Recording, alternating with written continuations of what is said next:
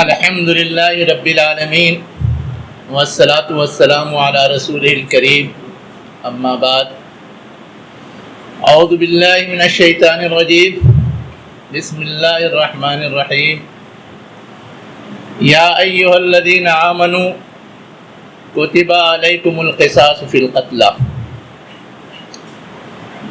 محترم صدر مجلس، مہمانان گرامی، معزز سامعین، میں نے جو قرآن مجید کی ایک آیت تلاوت کی ہے اس کا ترجمہ ہے: اے وہ لوگوں جو ایمان لائے ہو، تمہارے اوپر فرض کیا گیا ہے بدلہ لینا مقتولین کا۔ ہمارے اور آپ کے سامنے جب یہ فرض لفظ آتا ہے تو ہمارا ذہن نماز، روزہ، حج، زکوٰۃ کی طرف جاتا ہے، لیکن اس کے علاوہ بھی کچھ چیزیں فرض ہیں، یہ ہمارے وہم و گمان میں بھی نہیں آتا۔ علم حاصل کرنا بھی فرض ہے، ہم علم کو فرض کی حیثیت سے نہیں لیتے۔ اسی طرح کسی کا حق مارا گیا ہے، اس کا بدلہ حاصل کیا جائے، یہ بھی فرض ہے، ہم اس کو اس حیثیت سے نہیں لیتے، جبکہ اللہ تعالیٰ نے اس کی یہ حیثیت متعین کی ہے۔ قرآن میں جہاں کہا گیا روزہ فرض ہے، وہاں بھی یہی انداز ہے، کتب علیکم الصیام۔ جب قرآن میں جہاں کہا گیا ہے کہ تم پر جہاد اور قتال فرض کیا گیا ہے، وہاں بھی یہی انداز ہے، کتب علیکم القتال۔ اور یہاں اس آیت میں بھی وہی انداز ہے، کتب علیکم القصاص۔ کیوں؟ اس لیے کہ اللہ کے یہاں انسانی جان، مال، عزت و آبرو کی بڑی اہمیت ہے۔ ہم اور آپ سمجھتے ہیں کہ خانہ کعبہ کی بڑی اہمیت ہے۔ اللہ کے رسول نے کہا کہ جو حرمت خانہ کعبہ کی ہے وہی حرمت انسانی جان کی ہے۔ خطبہ حجۃ الوداع کے موقع سے آپ صلی اللہ علیہ وسلم نے فرمایا تھا۔ ساتھ ہی ساتھ ہم اور آپ تصور کریں، ہم تو یہ پڑھتے ہیں کہ قیامت کے دن جو سب سے پہلے باز پرس ہوگی وہ نماز کے بارے میں ہوگی، اس لیے کہ وہ فرائض میں سب سے اہم ہے۔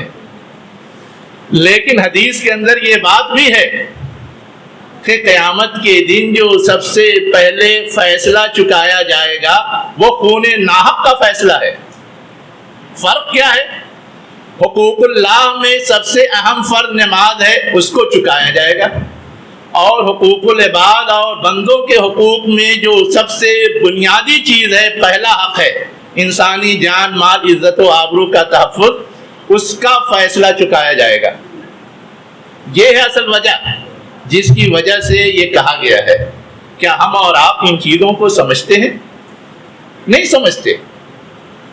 اگر ہم اور آپ سمجھتے ہوتے تو اتنا لائٹلی اس طرح کے مسائل کو جو ہمارے یہاں اٹھتے ہیں نہ لیتے، ہم اس کو وہی اہمیت دیتے جو شریعت نے اس کو اہمیت دی تھی۔ ابھی ہمیں اور آپ کو یہ بھی سمجھنے کی ضرورت ہے کہ اس معاملے میں کوئی تفریق نہیں ہے کہ وہ جان کس کی ہے، ایک مسلمان کی ہے یا ایک غیر مسلم کی ہے۔ کسی کی جان اگر ناحق لی جاتی ہے وہ قابل مواخذہ ہے۔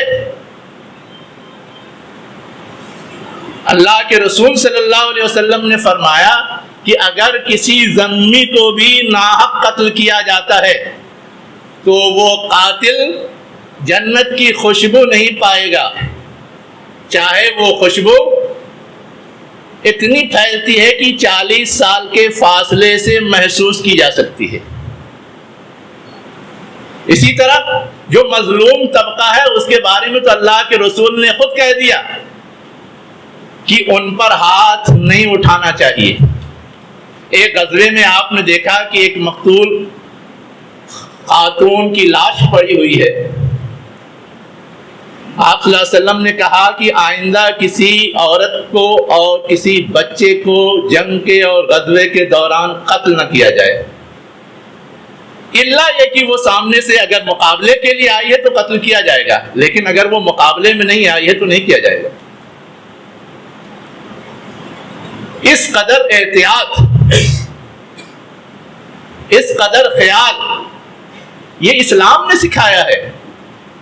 اسلام نے تو یہاں تک تعلیم دی ہے کہ ہم اپنا ہتھیار کسی کے سامنے اٹھا کر کے دکھائیں بھی نہیں، مبادا غلطی سے لگ جائے۔ لیکن ہم لوگ کتنی بے احتیاطی کرتے ہیں، اور آج کل تو ٹیکنالوجی ایڈوانس ہو گئی ہے تو وہ بے احتیاطی اور آسان ہو گئی ہے۔ ایک اور چیز کی طرف میں اشارہ کرنا ضروری سمجھتا ہوں۔ اسلام نے یہ کہا کہ اگر کسی نے کسی کو نقصان پہنچایا ہے تو اس کا بدلہ لامحالہ لیا جائے گا، لیکن جب تک کہ دلائل سے، شواہد سے وہ چیز ثابت نہ ہو جائے، جب تک ثابت نہ ہو اس وقت تک کوئی کارروائی اس کے خلاف نہیں کی جا سکتی۔ ملزم ہے، مجرم نہیں ہو جاتا۔ جب جرم ثابت ہوگا تو سزا کا وہ مستحق ہے، جب تک جرم ثابت نہیں ہوتا اس وقت تک وہ سزا کا مستحق نہیں ہے۔ ہمارے خلفائے راشدین سے معزز شخصیات دنیا میں ہو سکتی ہیں انبیاء کے علاوہ۔ حضرت عثمان رضی اللہ عنہ بھی قتل کیے گئے، ان کے خون کا بدلہ لینے کا مطالبہ تھا، لیکن یہ تھا کہ جب تک تحقیق مکمل نہیں ہوگی حضرت علی رضی اللہ عنہ اس وقت تک اسے ٹالتے رہے۔ اور آج کی ایڈوانس دنیا بھی الزامی پر طرح طرح کی کارروائی کرتی ہے، طرح طرح کے اقدامات کرتی ہے، اور مختلف بہانوں سے اپنے مخالف کو ٹھکانے لگانے کی کوشش کرتی ہے جس کا کوئی جواز نہیں۔ آپ کو یہ جان کر حیرت ہوگی کہ قتل تو حضرت علی رضی اللہ عنہ بھی کیے گئے، لیکن آپ نے اپنے بیٹوں کو اس حال میں جب تک آپ کی جان باقی تھی کہا، دیکھو میرا جو قاتل ہے اگر میں زندہ رہا تو اس کے بارے میں میں فیصلہ کروں گا، ہاں اگر میں اس کے اس اقدام سے مر جاؤں تو پھر تم اسے قتل کر دینا، ورنہ ابھی تو صرف مجھے زخم پہنچا ہے، زخم کا بدلہ قتل نہیں ہے، اس لیے زخم کا جو بدلہ ہوگا وہ میں خود فیصلہ کروں گا جب ٹھیک ہو جاؤں گا تب۔ اتنی احتیاط اور یہ اسوہ اور نمونہ ہمیں اور آپ کو ان حقائق کو جاننے کی ضرورت ہے۔ آج ذرا کوئی مخالف ہو، ذرا کوئی کسی معاملے میں شبہے میں نظر آ جائے، فوراً اس کے خلاف کارروائی اسلام اس سے روکتا ہے، اسلام اس سے روکتا ہے۔ یہ انکاؤنٹر کے قبیل کی جتنی چیزیں ہیں یہ سب اسلامی تعلیمات اور روح کے خلاف ہیں۔ حدیث کے اندر آتا ہے کہ کسی نے کسی کو قتل کیا، آج گرچہ وہ کسی بہانے سے بچ جائے گا، لیکن قیامت کے دن مقتول قاتل کو پکڑ کر کے اللہ کے حضور حاضر ہوگا اور اپنی گردن اور اپنے ہاتھ دکھا کر کے کہے گا یہی میرا قاتل ہے، اس سے میرا بھگتان کیا جائے۔ کوئی جواب دے پائے گا اللہ کے حضور؟ نہیں دے سکتا۔ ہمیں اور آپ کو ان چیزوں کو سمجھنے کی ضرورت ہے۔ یہ جو ابھی آیت پڑھی گئی اس پہ بھی آپ غور کیجئے۔ کہا گیا کہ اگر کسی نے ایک جان کو قتل کیا تو گویا اس نے پوری انسانیت کو قتل کیا، اور ایک کو بچایا تو پوری انسانیت کو بچایا۔ کیوں کہا گیا؟ اس لیے کہ اگر قاتل کو پہلے مرحلے میں سزا نہیں دی گئی تو وہ اور جری ہوگا اور سب کو مارے گا، ساری انسانیت خطرے میں مبتلا ہو جائے گی۔ اور اگر اسے سزا دی گئی تو پھر ہر آدمی 10 بار سوچے گا کہ اس طرح کا غلط قدم اٹھائے یا نہیں اٹھائے۔ الزام لگانے والے تو لگاتے ہیں کہ قتل کی سزا قتل، یہ زیادتی لگتی ہے، لیکن جو اس سے بڑا نقصان ہے پوری انسانیت کا، اس سے تحفظ کے لیے جس نے جتنا قصور کیا ہے اتنی سزا دی گئی تو وہ بھی ظلم۔ جن لوگوں نے یہ اپنے یہاں روا رکھا ہے ان کے یہاں کیا حشر ہے۔ آج کی اس ایڈوانس دنیا میں بھی سب سے زیادہ قتل و غارت گری وہاں پائی جاتی ہے جہاں یہ سزائیں نافذ نہیں ہوتی۔ جہاں یہ سزائیں نافذ ہوتی ہیں وہاں نسبتاً قتل و غارت گری کم ہے اور امن عامہ زیادہ ہے۔ ہمیں اور آپ کو ان زمینی حقائق پہ بھی غور کرنا چاہیے۔ ایک آخری بات اور میں کہنا چاہتا ہوں کہ ہاں اگر جرم ثابت ہوتا ہے تو جرم پہ سزا بھی دی جانی چاہیے۔ اللہ کے رسول صلی اللہ علیہ وسلم نے سزا دی ہے، اگر کسی نے مارا تو اس کی سزا مار۔ روایات کے اندر آتا ہے ایک یہودی نے ایک عورت کا زیور چھیننے کے لیے اس نے پتھر سے حملہ کیا، وہ عورت زخمی ہو گئی، حضور کے دربار میں لائی گئی۔ آپ نے اس یہودی کو طلب کیا اور اس عورت سے پوچھا اسی نے تمہیں مارا؟ کہا ہاں۔ آپ نے بھی اس کو پتھر سے مروایا۔ اسی طرح روایات میں یہ بھی آتا ہے کہ کچھ لوگ عقلیہ اور رینا کے علاقے سے حضور کی خدمت میں آئے، وہ بیمار پڑ گئے تو ان کو ٹھہرایا گیا ایک جگہ، جہاں ٹھہرایا گیا وہاں اونٹ کا دودھ اور کچھ انہیں استعمال کرنا تھا بیماری کی شفا کے لیے۔ اب انہوں نے وہاں وہ چیز تو حاصل کی، لیکن اتنے بدتماش اور شریر کہ وہاں جو ان کی نگرانی کے لیے چرواہا تھا اس کو مار دیا اور سارے اونٹ بھگا لے گئے۔ جب اللہ کے رسول کو اس کی خبر ہوئی تو آپ نے پیچھا کروایا اور ان سارے لوگوں کو پکڑ کے لایا گیا، اور جس نے یہ حرکت کی تھی اس کے ہاتھ پیر کاٹ کر کے جلتی دھوپ میں ڈال دیا گیا تاکہ دنیا عبرت حاصل کرے۔ جرم ثابت تھا، تو یہ سخت سزا ہی اصلاً عبرت کے لیے ہے اور جرائم کے روک تھام کے لیے ہے۔ اس وقت میرے پاس اس سے زیادہ گنجائش ٹائم میں نہیں ہے، اس لیے میں سمجھتا ہوں کہ اسلامی نقطہ نظر سمجھنے کے لیے اتنی بات آپ کے لیے کافی ہوگی، اس لیے میں اتنے ہی پہ بس کرتا ہوں۔ ایک آخری بات بتاتے ہوئے، آخری بات کیا ہے؟ آخری بات یہ ہے کہ اگر کسی کے قتل میں ایک نہیں بہتیرے لوگ شامل ہیں تو ان بہتیرے لوگ بھی مجرم گردانے جائیں گے۔ حضرت عمر رضی اللہ عنہ کے زمانے میں ایک نوجوان کو یمن کے اندر قتل کر دیا گیا، مقدمہ آیا، آپ نے مقدمہ سنا اور جس نے قتل کیا تھا اس کو مروا دیا، لیکن اعلان کیا کہ اگر وہاں کے سارے لوگ اس میں شریک ہوتے تو میں سب کا قتل کروا دیتا اس کے قصاص کے بدلے میں۔ اور حدیث کے اندر تو یہ بات آئی ہے کہ اگر کسی کے قتل پر سب لوگ راضی ہیں یا مطمئن ہیں تو اللہ تعالیٰ کے لیے یہ مشکل نہیں ہے کہ قاتل کے ساتھ ساتھ سارے راضی لوگوں کو بھی جہنم میں ڈال دے۔ وآخر دعوانا ان الحمدللہ رب العالمین۔ الحمدللہ الحمدللہ کفا والسلام علی عبادہ الذین اصطفیٰ، اما بعد۔ قال اللہ تعالیٰ فی القرآن العظیم اعوذ باللہ من الشیطان الرجیم بسم اللہ الرحمن الرحیم ولا تقولوا لمن یقتل فی سبیل اللہ اموات بل احیاء ولکن لا تشعرون۔ جو لوگ اللہ کی راہ میں مارے جائیں انہیں مردہ نہ کہو بلکہ وہ زندہ ہیں، تمہیں اس کا شعور نہیں ہے۔ عشرت تنظیم والدین کی بیسک ٹیچر، سینکڑوں اساتذہ میں سے ایک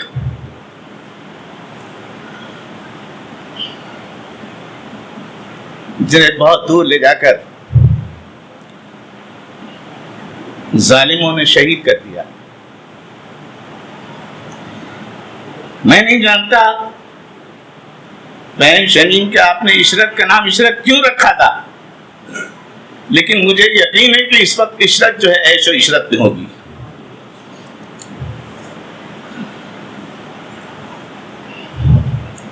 اور آج کا یہ پروگرام یہ پیغام دیتا ہے کہ شہید کی جو موت ہے وہ قوم کی حیات ہے۔ عشرت کو مارنے والے عشرت کے قاتل ہو سکتا ہے بڑے تمطراق سے رہ رہے ہوں، لیکن کل نفس ذائقۃ الموت، موت کا ظالم ہاتھ، موت کا ہاتھ، موت کے لمبے ہاتھ سے کوئی محفوظ نہیں رہ سکتا۔ عشرت جس کے جنازے میں نے شرکت کی تھی، کیا کوئی شخص یہ کہہ سکتا ہے کہ ممرہ میں اتنا طویل جنازہ کسی اور کا نکلا تھا؟ کیا کسی کی بخشش کے لیے جو کہ شہید تھی، کیا کسی کی بخشش کے لیے ہزاروں لوگ جنازے میں آئے تھے؟ کیا سڑکوں پر وہ ہجوم آپ نے کبھی دیکھا تھا؟ عشرت کی بے گناہی کا یہی ایک منہ بولتا ثبوت تھا۔ بعد میں جسٹس توانگ اور بہت سارے سالوں کے بعد جو ہے اس کی بے گناہی کا سرٹیفکیٹ آیا، لیکن قاتلوں کو سزا نہیں ملی۔ ان قاتلوں کو سزا دلوانا امت مسلمہ پر ایک قرض ہے، اور ایسے بہت سارے مظلوم اور معصوم اور بے گناہ شہیدوں کا قصاص جو ہے ہم پر فرض ہے۔ جب تک یہ احساس ہمارے اندر زندہ رہے گا یہ قوم زندہ رہے گی۔ پھر میں عبد الواحد کو بھی مبارکباد دیتا ہوں کہ اس نے ایک عشرت جیسی شہیدہ کو، اس کی زندگی کو، اس کی مظلومیت کو کرتاس پر لکھ کر قلم بند کر کے اس کو امر کر دیا، اس کو تاریخ کا ایک لازمی جز بنا دیا۔ عبد الواحد اس کے لیے قابل مبارکباد ہے۔ عبد الواحد اس لیے بھی قابل مبارکباد ہیں کہ وہ خود ایک بے گناہ قیدی ہیں، اور ان کی کتاب جو ہے، جو 11 سال انہوں نے جیل میں مظلومیت کے ساتھ نہ کردہ جرموں کی سزا کے طور پر گزارے تھے، اس سے بہت بڑا پیغام ملتا ہے امت کو، اور بڑا حوصلہ ملتا ہے کہ جب ایک بے گناہ مسلم قیدی 11 سال جب اس پر ظلم کے پہاڑ توڑے جاتے ہیں تو اس میں وہ حوصلہ ہوتا ہے کہ نہ صرف اپنی جو ہے رودات قلم بند کرتا ہے اور دوسروں کو حوصلہ دیتا ہے، پھر وہ لائر بنتا ہے، اور لائر بننے کے بعد جو ہے وہ مظلوموں کے ساتھ کھڑا ہوتا ہے، ان مظلوموں کے ساتھ جن کا ساتھ جو ہے PCR بھی اور اسلم غازی صاحب بھی دے رہے ہیں۔ اس ٹرین کو چلنا چاہیے، حوصلے نہیں ہارنا چاہیے۔ تمام شرعی حدود کے اندر اور جائز حدود کے اندر جس طریقے سے بھی ظالم کا مقابلہ کر سکتے ہیں وہ مزاحمت کر سکتے ہیں، اس کو کرنا چاہیے۔ نقصان اتنا ہی ہوگا ہمارا جو ہماری قسمت میں لکھا ہوگا، نقصان ہمارا اتنا ہی ہوگا جتنا ہماری تقدیر میں لکھا ہوگا۔ لیکن اگر قوم حوصلہ ہارے گی، لیکن اگر قوم جو ہے اگر قوم سرنڈر کرے گی تو یہ بڑی بات ہوگی، چاہے ہماری جانیں محفوظ ہو جائیں، چاہے ہمارے قیدی آزاد ہو جائیں۔ یہ بات کم اہم ہے کہ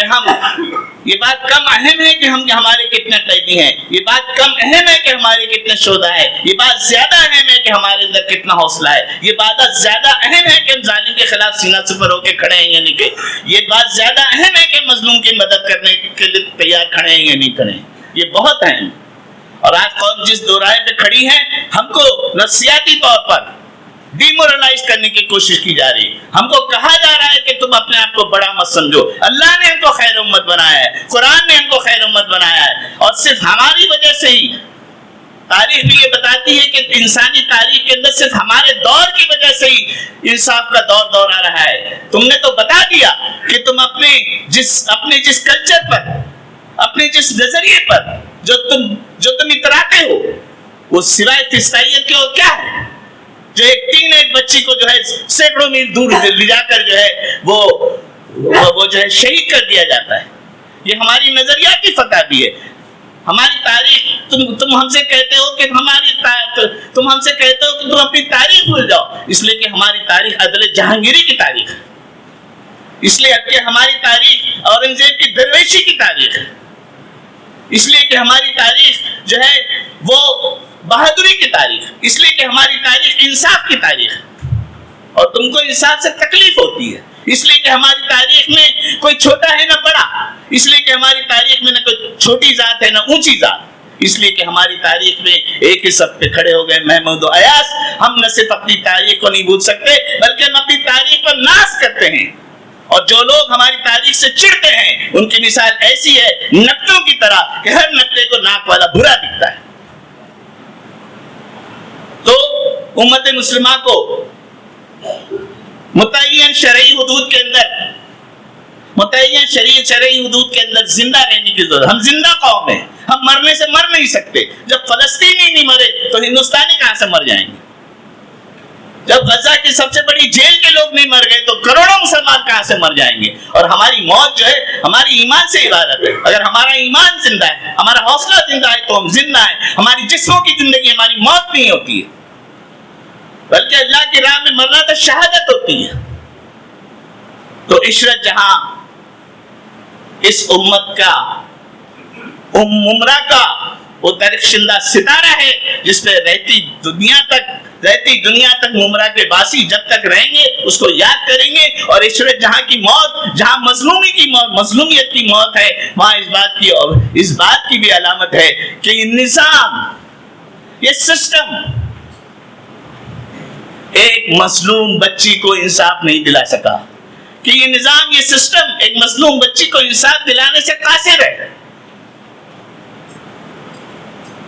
ایک قول ہے کہ دنیا کفر کے ساتھ چل سکتی ہے، ظلم کے ساتھ نہیں چل سکتی. تو ظلم کے دریا کو اگر آپ اس طرح بہاتے رہیں گے تو پھر آپ جو ہے اپنا مستقبل تاریک کریں گے. ہم الحمدللہ اپنی روایات کے مطابق، اپنے نظریے کے مطابق، اپنے دین و مذہب کے مطابق، اپنے عقیدے کے مطابق، ہمارا عقیدہ اسلام جس کا مطلب ہی جو فرما برداری اور امن ہے اور شانتی ہے، ہم اس لیے ہیں، تو اس کے مطابق عدل انصاف کے مطابق ہم اپنی زندگی گزاریں گے اور اللہ تعالیٰ کے یہاں سخرو پہنچیں گے، اس کی ہمیں امید ہے. اللہ تعالیٰ عشرت جہاں تو عیش میں ہوگی. اللہ تعالیٰ ہم سب کو اپنے اعمال کی اصلاح کرنے کی توفیق عطا فرمائے اور تا دم حیات ظالم کو ظلم سے روکنے اور مظلوم کی مدد کرنے کی توفیق عطا فرمائے. وآخر دعوانا الحمدللہ رب العالمین.